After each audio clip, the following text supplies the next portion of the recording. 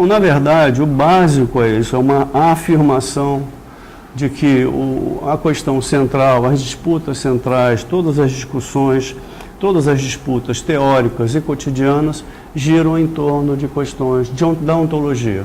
Não é? Então, esse é o tema do artigo, e eu uso, então, o Borges, Jorge Luiz Borges, argentino, poucos textos dele, ensaios mínimos, pequenos, e depois faço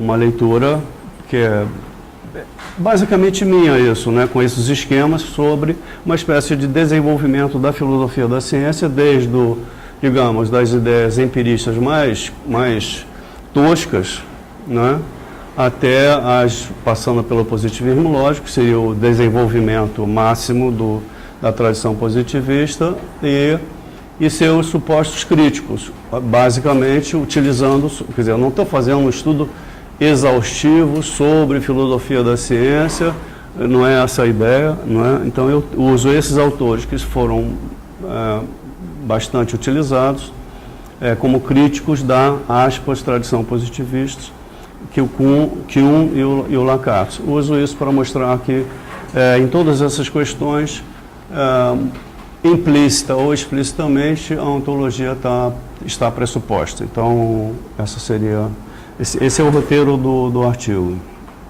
Para primeira, só para talvez, seria esse aqui do Friedman. É eu que tenho que fazer? Eu pensei que você aquilo ali é o controle do ar, né? Desculpe. Sim, é o do Friedman, entendeu? Então, esse é um artigo do Friedman muito discutido no interior da ciência econômica. As discussões são, se vocês quiserem acompanhar, é uma espécie de autoflagelo ler tudo isso, mas, então, esse é um pedaço do texto onde ele afirma o que eu estou tentando defender. As questões de fundo, as questões de fato, as disputas são disputas em torno os nossos valores básicos, não é? Eles são motivos de disputa, são valores fundados numa ontologia. Sobre esses valores nós só podemos disputar. Você tem os seus valores básicos, eu tenho, segundo ele, eu tenho meus valores básicos, e a questão gira em torno dos valores básicos, da forma como nós concebemos o mundo, como o mundo se estrutura e tal. Essa é uma... e para ele, quer dizer, essa é uma posição belicista. Nós na América, nós na nossa sociedade, na sociedade capitalista moderna, temos os nossos valores básicos. Nós não estamos abertos à discussão desses valores básicos. Esses valores em torno deles só podemos lutar para afirmá-los. Ou seja, uma posição belicista, no meu modo de ver. Enfim. Então, também uma coisa recente, que foi afirmada, saiu nos jornais recentemente, sobre o Papa esse argentino, que dizia que, por conta dos eventos em Paris, não é, que o mundo está em guerra, Deus chora, Jesus chora. Não fez nenhuma menção a Maomé. Então, é um mundo muito conflituoso, certo? E aparentemente sem alternativas. A minha sugestão é que a falta de alternativa é a falta de uma ontologia crítica. Hoje não existe como, aparentemente, figurar o mundo de uma outra forma. Então, o estado do mundo é esse estado do mundo. Só podemos, se não temos uma ontologia crítica, se não podemos figurar o mundo de uma outra forma, o máximo que podemos fazer é nos ajustarmos da melhor maneira possível ao mundo tal como ele se apresenta. Para ainda continuar, isso não está no texto, mas como dizia o nosso ídolo Allan Kardec, não existe acaso. Então, por acaso, ou por não acaso, hoje saiu no UOL toda segunda-feira tem uma coisa chamada o TAB. Eu não sei o que significa o TAB, pegam temas assim, e o tema de hoje são os futuristas. Isso é uma profissão futurista, que eu não sabia que existia. Não sei se tem concurso público para isso. É bom a gente se informar. Então, os futuristas,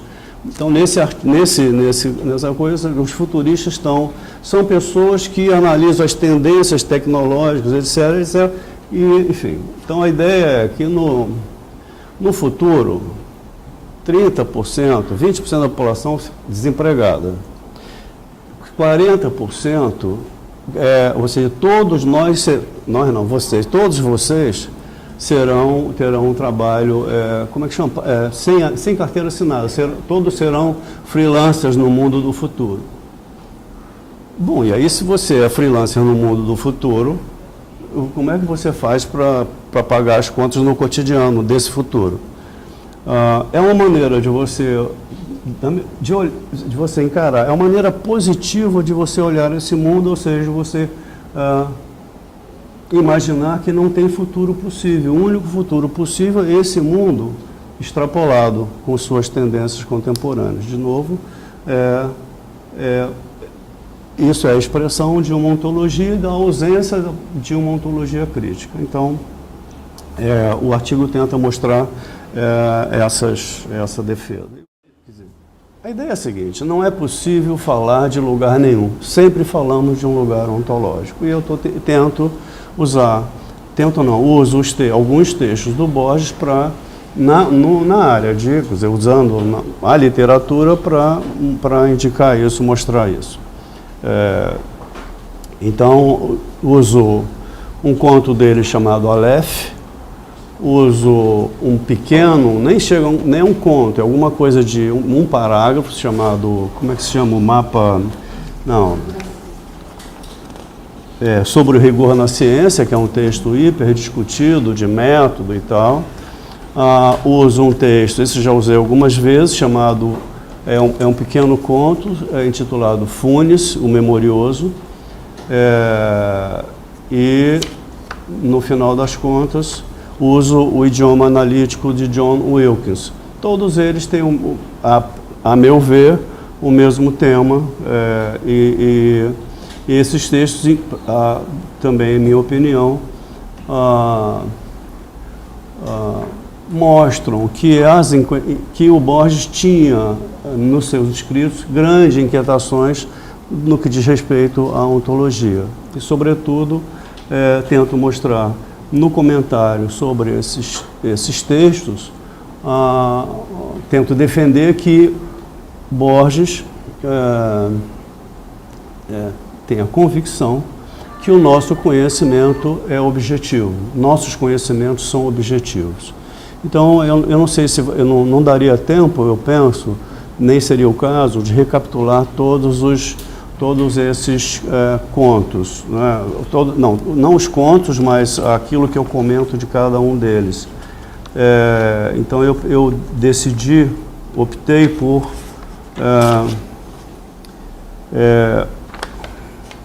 me concentrar no John Wilkins, a menos que vocês, quem já leu, tem algumas, a gente pode discutir depois. O John Wilkins é um escritor inglês, século XVII. Não enfim, a proposta dele é uma proposta enlouquecida, mas ele não era um Zé Ninguém, uma pessoa perturbada que resolve criar um idioma universal. Ele foi um cofundador, um dos fundadores da Royal Society, então era considerado um cientista. E ele, então, propõe a criação, isso tudo acompanhando o Borges, tá certo? Propõe a criação de um idioma que seria um idioma universal, parecido, no meu modo de ver, com o Código de Barras. No Código de Barras, quando aquele scanner passa por ali, identifica não só a coisa, o singular, como também o preço, mas não vem o caso do preço aqui. Ou seja, seria um idioma, ele criaria, a ideia seria criar um idioma de tal maneira que criaria um idioma expressivo.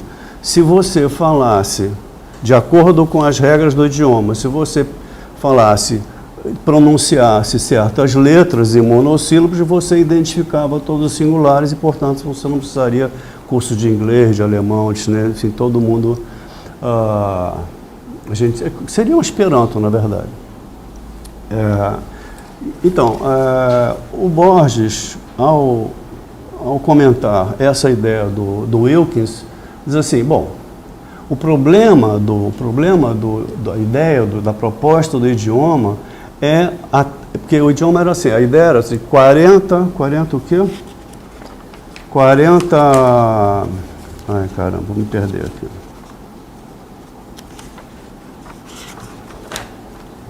40 gêneros, então ele dividia, propôs 40 gêneros, cada gênero dividido em diferenças, e as diferenças, cada uma delas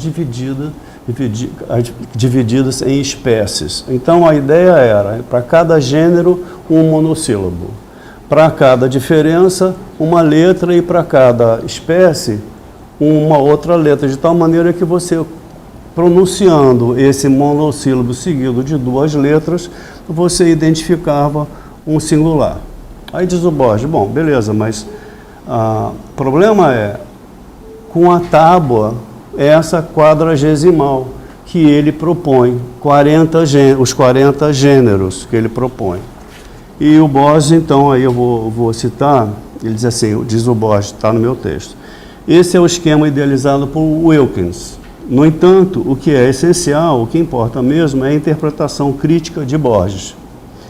O problema que exige resposta, diz Borges, é o valor da tábua quadragesimal, que é a base do idioma de Wilkins. Para oferecer uma resposta, Borges, expõe a ambiguidade de algumas categorias, que é uma coisa enlouquecida. Enfim, a 8ª categoria, a das pedras, Wilkins divide-as em comuns, pederneira, cascalho e pissarra, que eu nem sei o que é, e módicas, que são mármore, âmbar, coral, preciosas, pérola e opala, transparentes, e assim vai. São essa quase tão alarmante como a 8ª é a 9ª categoria, se estende o Borges. Esta revela-nos que os metais podem ser imperfeitos, que é o cinábrio mercúrio, artificiais, bronze e latão, recrementícios, limalhas, enfim, é uma delícia isso, etc. A baleia figura na 16ª categoria e é um peixe vivíparo oblongo. Então, o Borges para por aí e eu tento sugerir o seguinte, ele não faz nenhum comentário sobre a baleia. Ele está falando de uma categorização, de uma taxonomia, na verdade, que o sujeito postula um conjunto de gêneros, diferenças e espécies, e com isso supostamente criaria, mas ele está dizendo, mas essas é uma ontologia, é uma forma de você expor a estrutura do mundo, suas diferenças e suas conexões. E no caso da baleia, o Borges, no texto dele, nem comenta, ele só simplesmente fala, a baleia é um vivíparo, um peixe vivíparo oblongo. E com isso, digo eu no meu texto, ele nos força a perceber o problema da taxonomia, porque a baleia não é um peixe. Isso significa que no texto, o artista, no caso, o Borges, nos faz comparar, sem que a gente perceba, a nossa taxonomia com a taxonomia do Wilkins. E, portanto, percebe o erro. Mas eu só posso perceber o erro de uma taxonomia a partir de uma outra que eu considero mais correta, mais objetiva, certo? Então,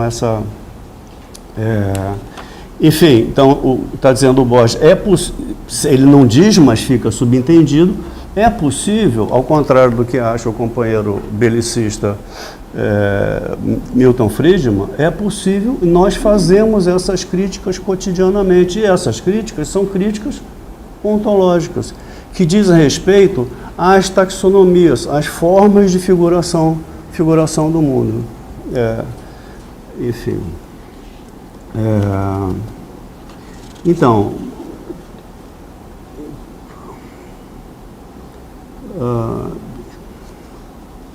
enfim, então ele fala, todas essas considerações que dos vários... Bom, e depois também ele usa uma taxonomia, é uma invenção os argentinos mentem muito, não é verdade?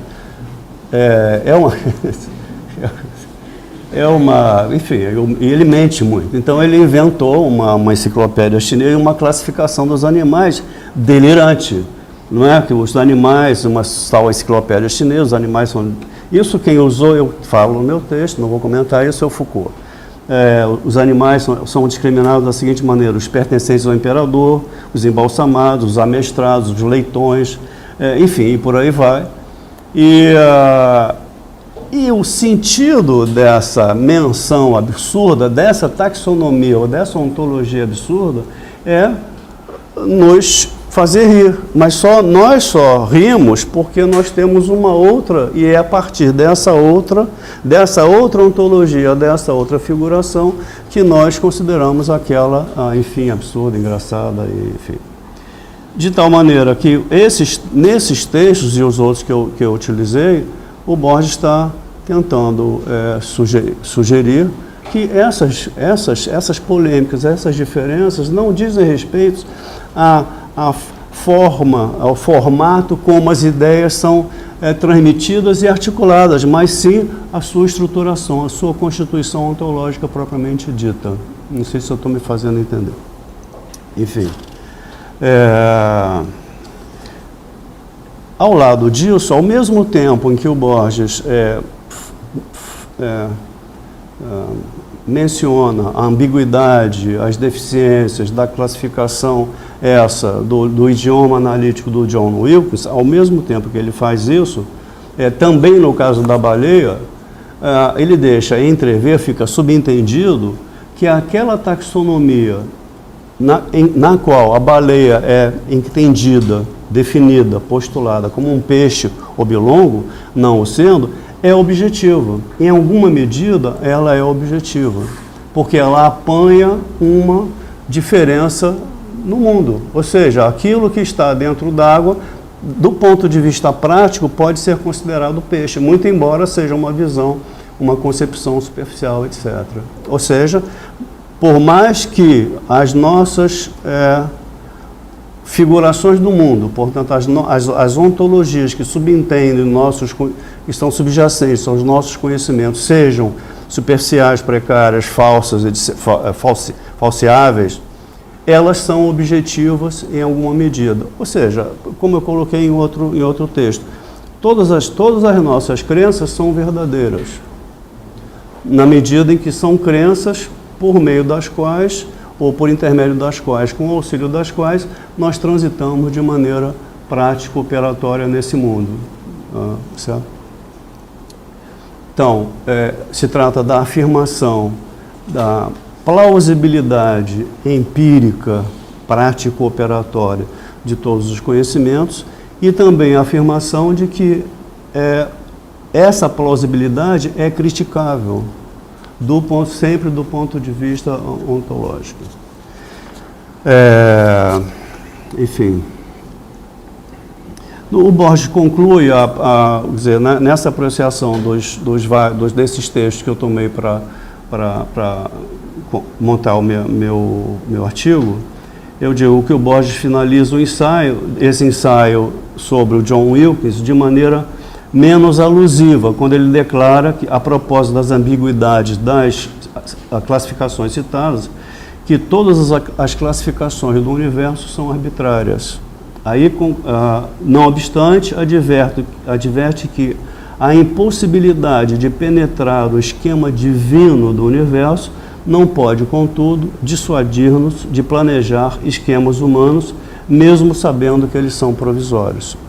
Ou seja, nós sempre operamos com base em esquemas que nós criamos e não podemos operar de maneira diferente. Toda a nossa isso aí eu uso o Lukács. como a praxis humana é finalística, a nossa prática, para não fazer alusão ao grupo, como a nossa prática nossas atividades são finalísticas, não é? Nós temos que figurar o mundo de alguma coisa, de alguma forma, ou seja, nós generalizamos, figuramos o mundo compulsória e compulsivamente. Temos que figurar o mundo. Caso contrário, a gente não sendo assim, a gente não poderia imaginar, decidir entre alternativas, decidir o que fazer, como fazer. Então, toda a nossa prática pressupõe uma ontologia, certo? Então, eu não sei se eu posso parar por aqui, no caso do Borges, aí eu faço um comentário crítico ao Foucault. O Foucault usa todo esse texto da enciclopédia chinesa, ele usa como a introdução do seu livro famoso, e usa em suporte da sua ideia hiperrelativista, no sentido de que todas as nossas ideias são construtos e não tem nenhuma objetividade, o que gera, o que subentende, traz implícito um ceticismo no atacado, um relativismo no atacado, e, portanto, a impossibilidade das várias teorias e várias noções, várias figurações de mundo serem criticáveis umas em relação às outras. Mas eu vou passar aqui, não vem ao caso, enfim, vou pular essa parte. Então, depois de tratar eu gostaria de entrar direto na parte de filosofia da ciência, para que a gente possa depois discutir, etc. Nessa parte, algum comentário, alguma questão sobre essas ideias, essas interpretações do Borges? Alguém teria quem leu, por exemplo, alguma questão? Ou não? Oi? Depois, então tá, enfim. Eu concluí, antes de entrar na outra parte, eu concluí essa apreciação dos textos do Borges com a seguinte consideração: as disputas ontológicas não são negligenciáveis, coisa de teóricos, de pessoas que ficam só especulando, pois é na caracterização da conformação do mundo onde nós buscamos nossas ideias sobre o possível, o desejável e o factível. Então, as questões ontológicas não podem ser negligenciadas, elas são absolutamente centrais, e daí essa insistência no Lukács, no texto da ontologia, e também do Bhaskara, o pré-virada, no sentido de que as considerações ontológicas são absolutamente necessárias, são imprescindíveis. No caso aí depois que eu faço isso, mostro que num autor como Borges, na literatura, a ideia de que nós sempre falamos de algum lugar, e esse lugar é um lugar que é um lugar socialmente construído, histórico, portanto, falível, que as ontologias são falíveis, portanto, são corrigíveis, só são objetivos porque são falíveis. Eu não sei se isso fica claro. Por exemplo, se eu postulo a existência de algum ente supremo, essa postulação não é falível. Então, ela não pode ser objetiva. A objetividade, ela depende da falibilidade, do caráter provisório dos nossos conhecimentos. É esse caráter provisório, a sua refutação, que possibilita um conhecimento cada vez mais adequado do mundo tal como ele é, uma ontologia cada vez mais que apreende o mundo. Existe um autor que tem um trabalho sobre ele, que é um poema neopragmático chamado Richard Rorty, que faleceu também, e ele dizia que a pretensão do conhecimento objetivo é a pretensão daqueles que imaginam cortar, é uma coisa meio de açougueiro, e cortar a natureza nas suas juntas, ou seja, naquelas diferenças que são essenciais. Eu penso que a crítica ontológica, a crítica que nós exercemos cotidianamente também na ciência, faz isso, corrige certos cortes que não foram nas juntas e transfere esse corte para as juntas, ou seja, passamos a conhecer as determinações mais essenciais do mundo tal como ele é, que seria, enfim.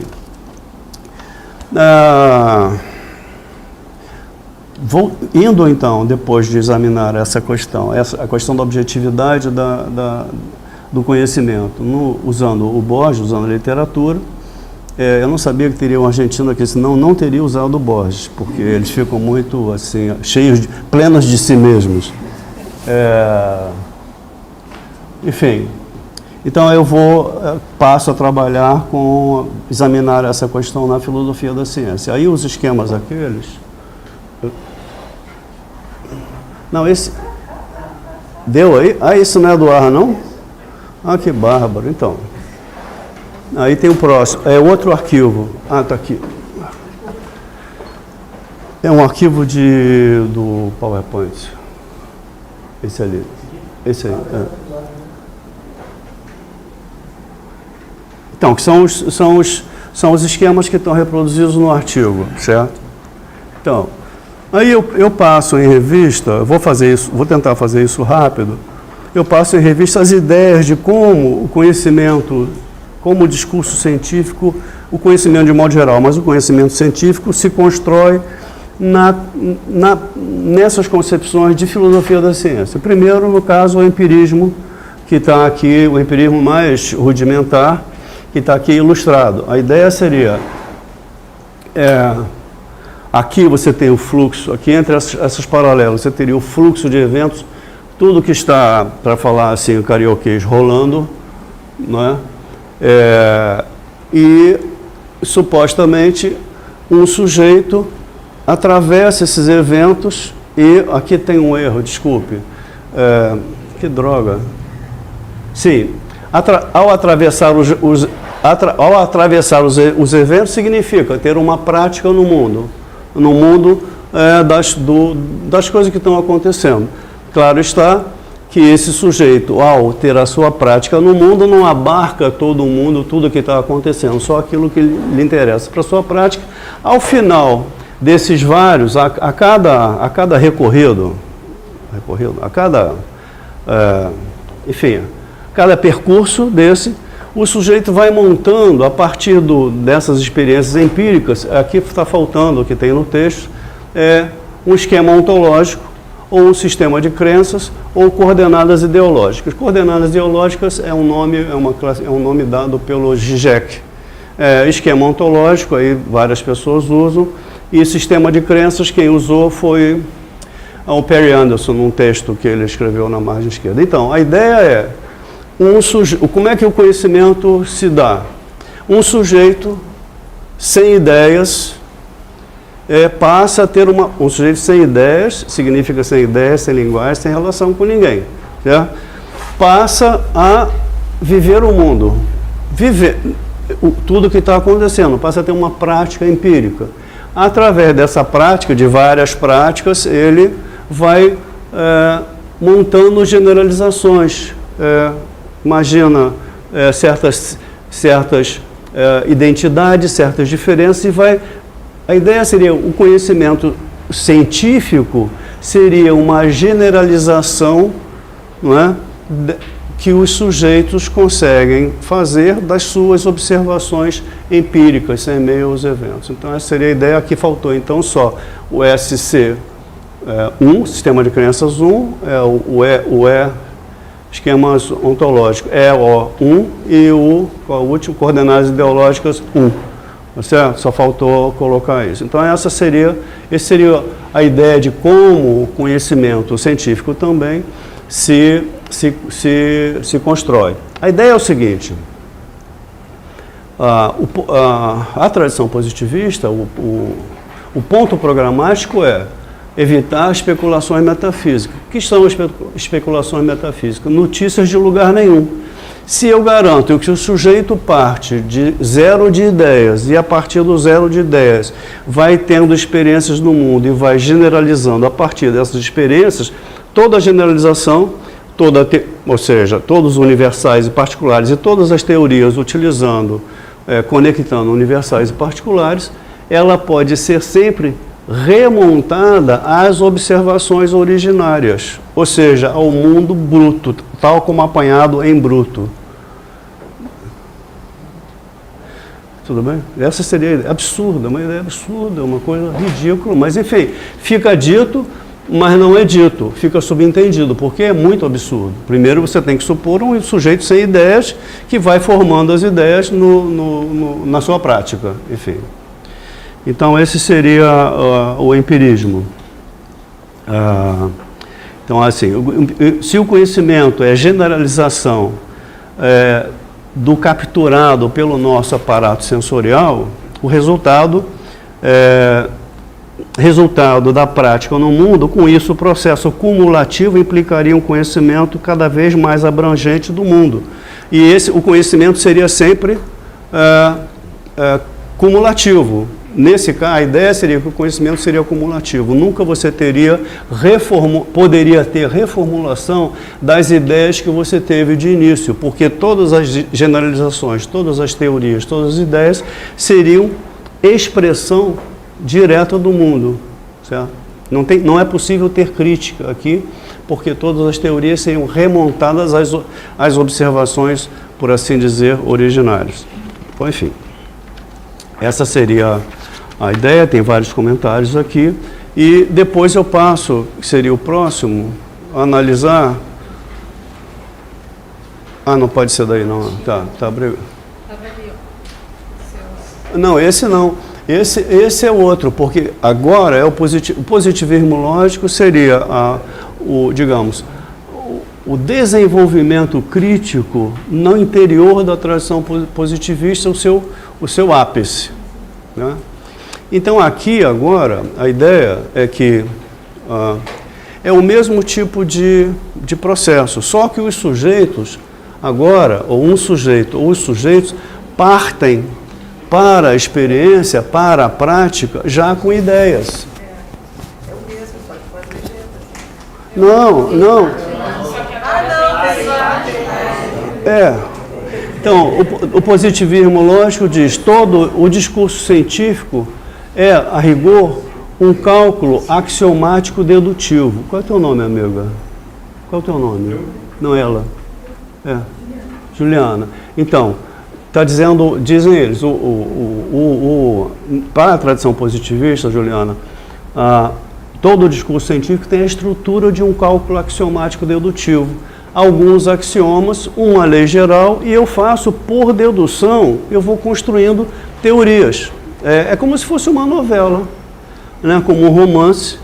Eu defino personagens, postulo personagens, suas características, suas idiosincrasias, e os coloco em relação e monto uma história. Certo? Aqui, essa ideia é muito parecida. Eu tenho uns premissas, o mundo é assim e tal, etc., e com essas premissas e a ideia e uma lei geral, eu construo uma teoria. E como é que a teoria é validada? Bom, a teoria é validada se aquilo que eu postulei é corroborado pela evidência empírica, pela evidência observacional. Ou seja, aqui a diferença é, os sujeitos já partem com ideias, não criam a partir do zero de ideias zero de ideias, de uma ontologia zero, não criam uma ontologia a partir do zero, já vão ao mundo com uma ontologia. Ou seja, em lugar, no outro caso, no empirismo, a teoria seria expressão de generalizações empíricas.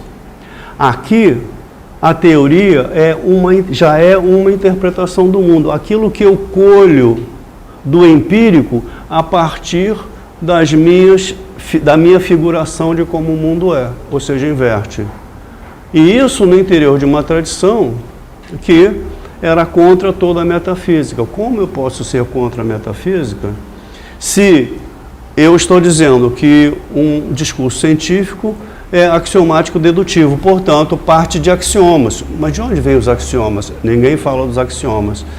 Portanto, essa é inverte o andamento, certo? Enfim, então essa seria... Ou seja, é uma maneira de, sem mencionar, defender a ontologia. Toda a ciência tem como fundamento uma figuração específica do mundo. É com essa figuração que essa ciência se constrói e se valida. Claro, e como é que a ciência... Não sei se eu estou indo rápido. Estou muito ansioso, não? Então, a questão da validação.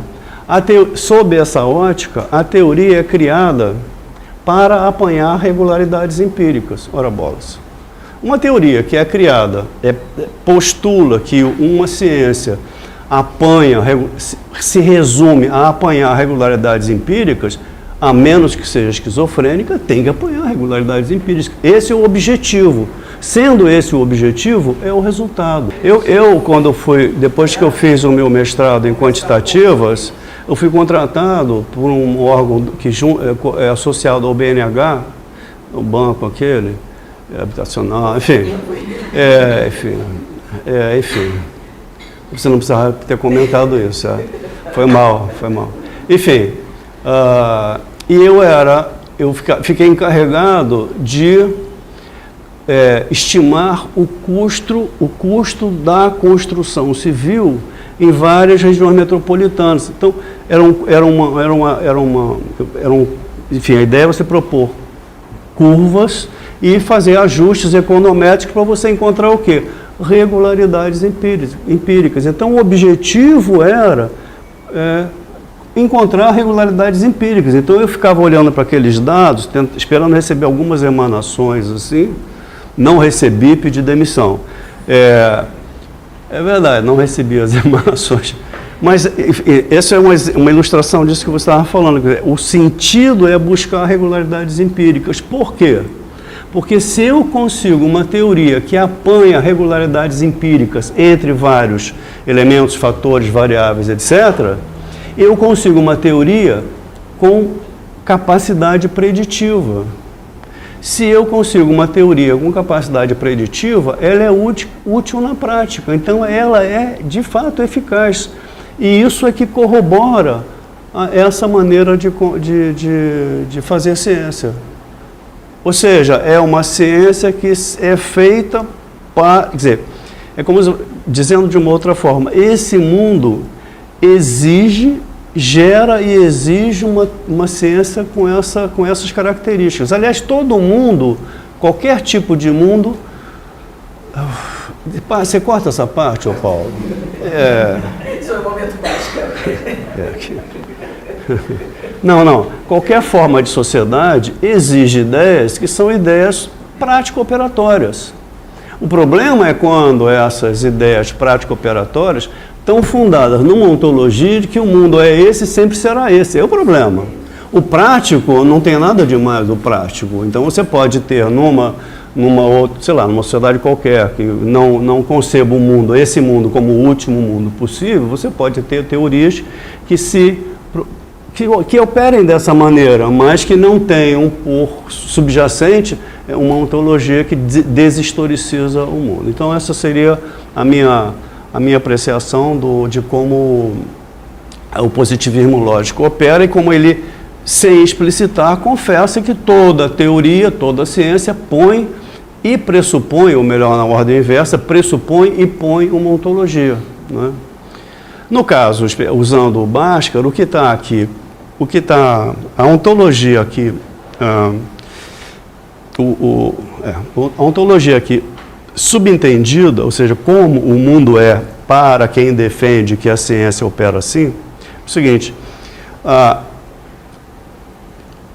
quando eu chego através de várias experiências práticas e amplio, digamos, o território empírico, não é?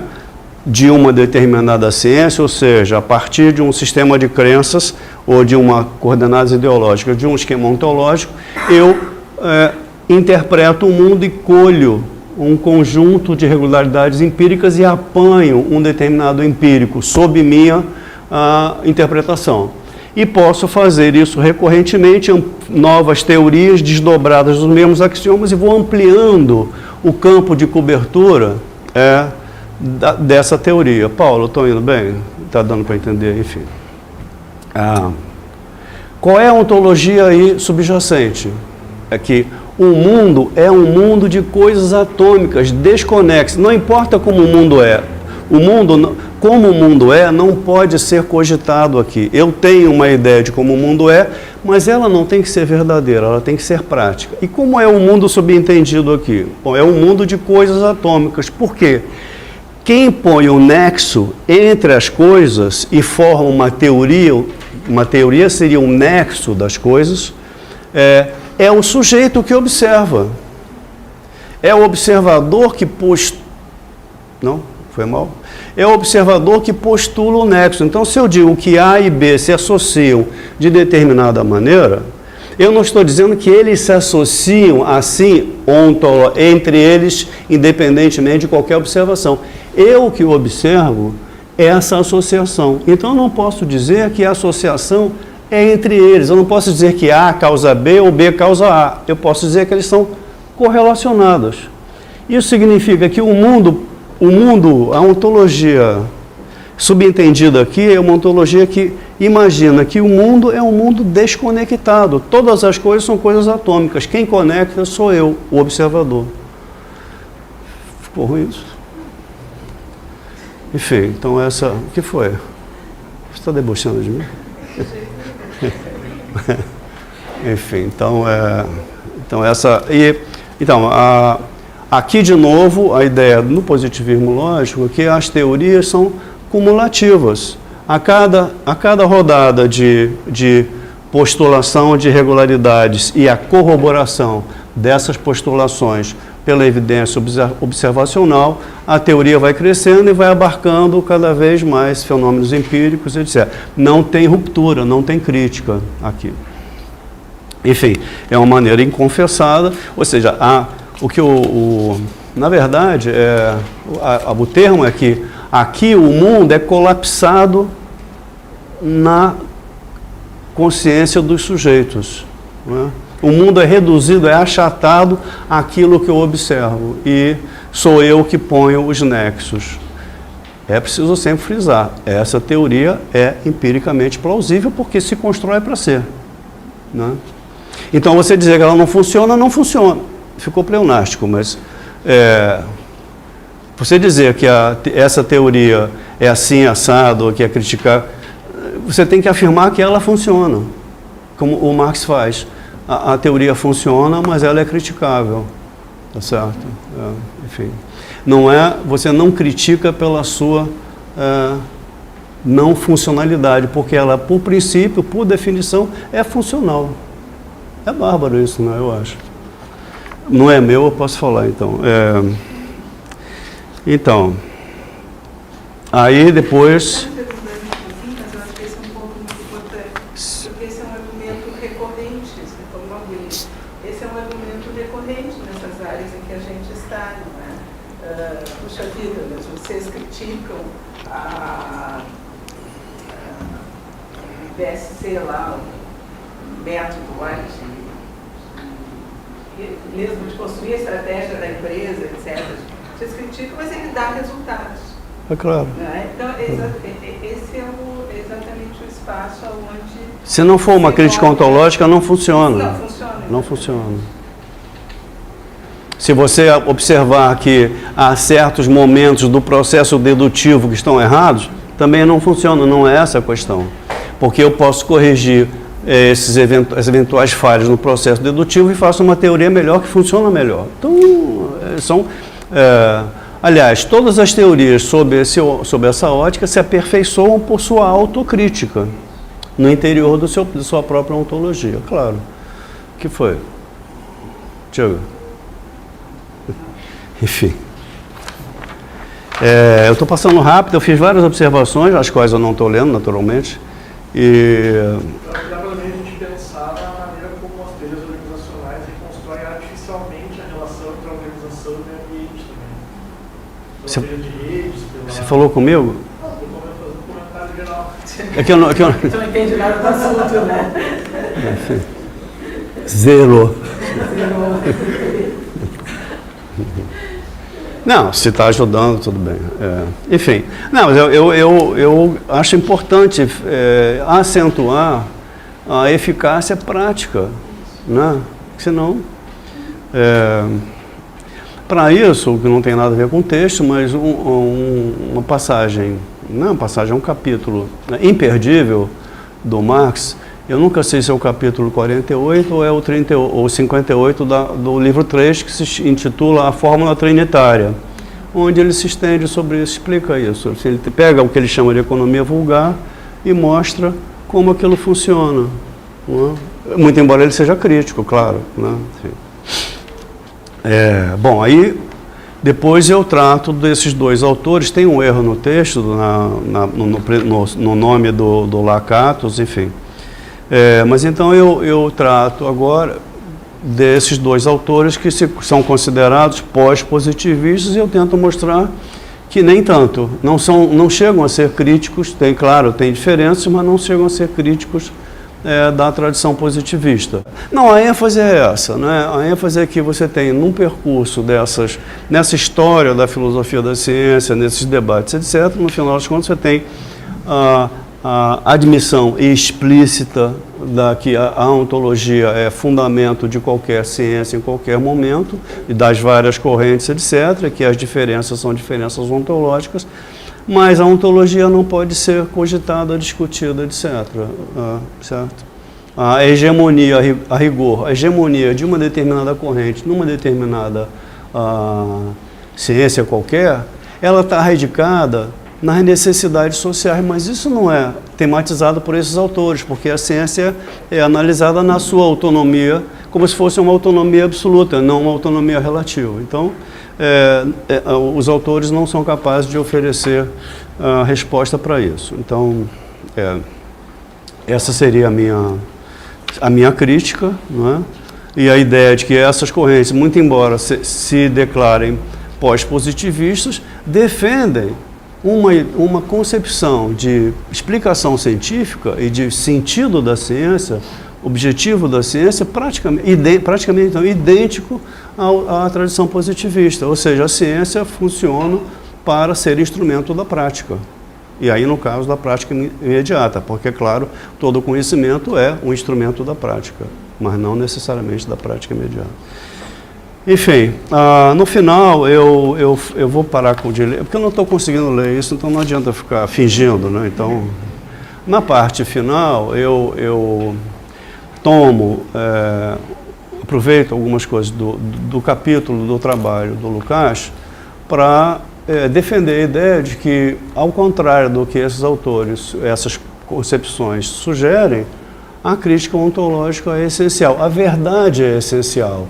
E a verdadeira ciência ficou ruim, porque a verdadeira ciência, a genuína ciência, busca a verdade. E aí uma coisa muito interessante do Lukács, porque ele tem um capítulo da ontologia que é o trabalho, o complexo do trabalho, onde ele analisa. E ali é muito interessante, é meio revoltante, porque de uma coisa tão simples ele tira coisas geniais antes de você, e isso é detestável, eu acho, né? Então, ele faz parte do primeiro trabalho, o trabalho é uma atividade teleológica, busca um fim, etc. Bom, buscar um fim significa tirar das coisas algo que as coisas não são por elas mesmas. Então, como é que eu faço isso? Bom, para fazer isso eu tenho que converter as causalidades, os processos, causalidades, propriedades naturais, em causalidades, processos postos por mim. Tenho que reordenar a natureza para que ela se combine, se processe de tal forma que produza aquela minha finalidade, o produto do meu trabalho, e não proceda como ela procede, indiferente às nossas necessidades, desejos, etc. Então, isso é o que ele faz. E diz, bom, se é assim, se o sujeito que trabalha tem que reordenar, tem que usar as coisas da natureza de uma maneira específica, ele tem que conhecê-las em algum grau. O conhecimento, se existe ser social, se existe isso que é um ser humano, se o ser humano tem uma atividade finalística, teleológica, se isso existe, o conhecimento é o pressuposto. Ou seja, zero de postulado. Se isso existe, então é claro que o conhecimento é uma necessidade dessa prática. Se a prática existe, existe conhecimento. Então, no trabalho mais rudimentar, o trabalho mais rudimentar pressupõe algum grau de conhecimento. Quer dizer, bom, e o conhecimento, esse conhecimento é antropomorfizante. Eu olho a natureza não pensando naquilo, naquilo que eu quero produzir. Então eu antropomorfizo, vejo a natureza de uma forma que ela não é, para poder transformá-la. Aí diz ele, bom, eu não posso fazer isso aqui agora, mas já esgotei uma bateria, inclusive. Aí diz ele, claro que se eu generalizo esse conhecimento que eu adquiri aqui, resultado daquela finalidade, uso para aquela outra, que nada tem a ver, eu estou generalizando. Então, a prática laborativa envolve generalizações, permite, faculta generalizações e, muito rapidamente, eu vou falar, bom, então, ele usa, no trabalho, ele divide o trabalho em dois momentos, só analiticamente, processo, o pôr da finalidade, a investigação dos meios, dizer, bom, então, a investigação dos meios é o conhecimento e o pôr da finalidade também exige conhecimento, blá, blá.